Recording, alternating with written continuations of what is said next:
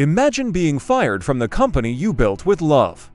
Imagine becoming a millionaire at 21 and losing everything by 30. And still coming back to change the entire world.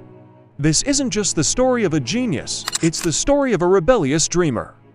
A kid who believed that loving what you do can completely change your life. This is the story of Steve Jobs, the man who started from a small garage in California and made billions of people see the world through a glass screen. Stay with me till the end, because this isn't just a biography. It's a reminder for everyone who still dares to dream.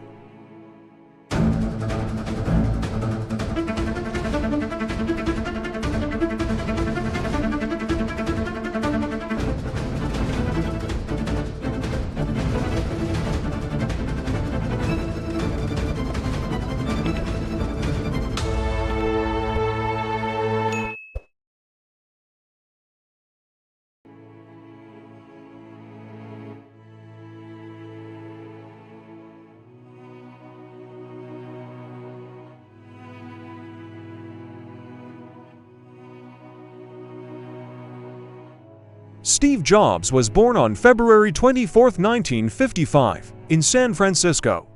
But from the very first day, fate had other plans. His biological parents couldn't raise him. His father, Abdel Fattah Jandali, was a Syrian immigrant. And his mother, Joanne Skeebel, came from a strict Catholic family. Her parents disapproved of the relationship, so they gave the baby up for adoption. Steve was adopted by Paul and Clara Jobs, a humble, working-class couple. Paul was a mechanic, a man who fixed things with his hands.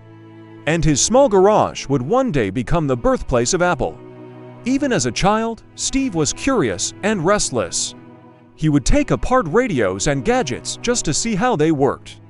Instead of scolding him, his father smiled and said, "If you want to understand something, have the courage to take it apart." That simple sentence became a philosophy for Steve's whole life. Break things, understand them, rebuild them better.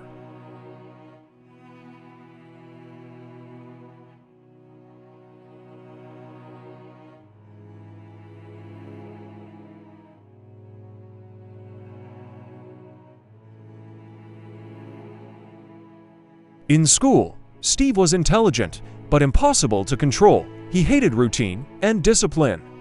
Teachers complained that he asked too many weird questions. But his mother believed in him deeply. She told him, "You're different, Steve, and one day, that difference will change the world." As a teenager, he met Steve Wozniak, a quiet, kind genius who loved building electronics. They became close friends, building small circuits and playing with ideas.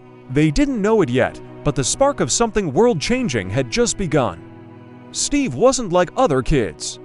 He didn't want to follow a path, he wanted to create one.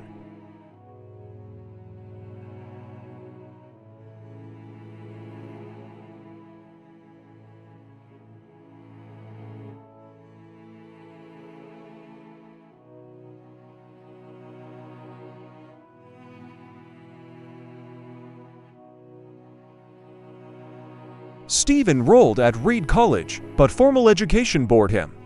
He dropped out after just one semester. Yet he didn't leave. He kept attending classes he loved. Like calligraphy and typography, years later, he said, "If I hadn't taken that calligraphy class, the Mac would never have had beautiful fonts." He slept on friends' floors, collected empty Coke bottles to buy food, and walked miles every Sunday for free meals at a Hare Krishna temple. But his mind was free. He traveled to India, searching for peace and meaning. He returned with a deeper vision, that simplicity and spirituality could live inside technology. He wasn't chasing money, he was chasing meaning. And that meaning became creativity.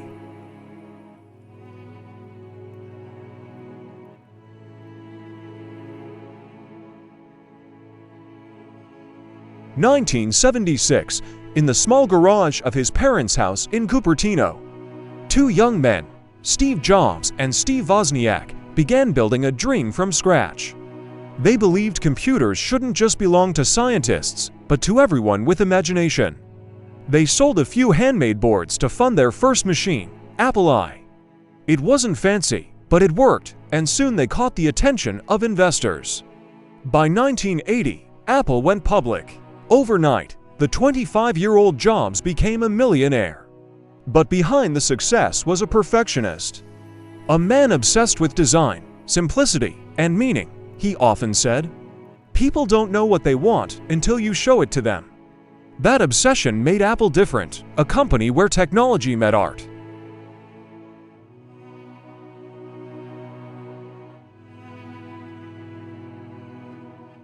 By 1985, power struggles inside Apple grew fierce. Steve clashed with the board and was eventually fired from the very company he had created, he said later. "Getting fired from Apple was the best thing that ever happened to me. I became free to begin again, lighter, less sure of everything." He founded a new company called Next and later bought a struggling animation studio, Pixar. Within a few years, Pixar released Toy Story, the first fully computer-animated movie in history. It changed cinema forever. From heartbreak came brilliance. Steve proved that failure isn't the end, it's just the turning point.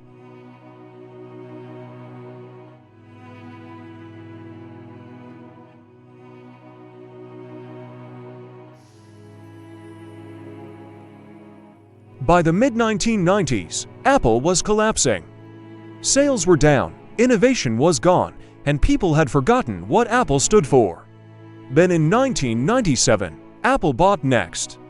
And Steve Jobs returned. He cleaned up the company, simplified the product line, and launched the legendary Think Different campaign. That wasn't just a slogan, it was Steve's personal message to the world. "We're here to put a dent in the universe."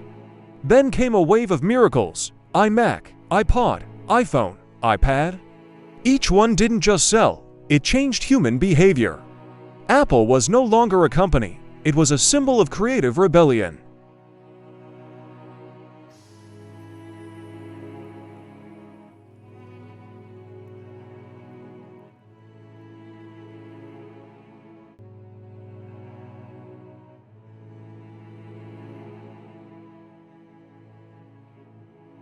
In 2003, Steve was diagnosed with pancreatic cancer. He tried to fight it naturally through meditation, plant-based diets, and spiritual healing. But the disease grew stronger. Even so, he never stopped working. He continued to design, dream, and inspire. In his 2005 Stanford speech, he said words that still echo through generations.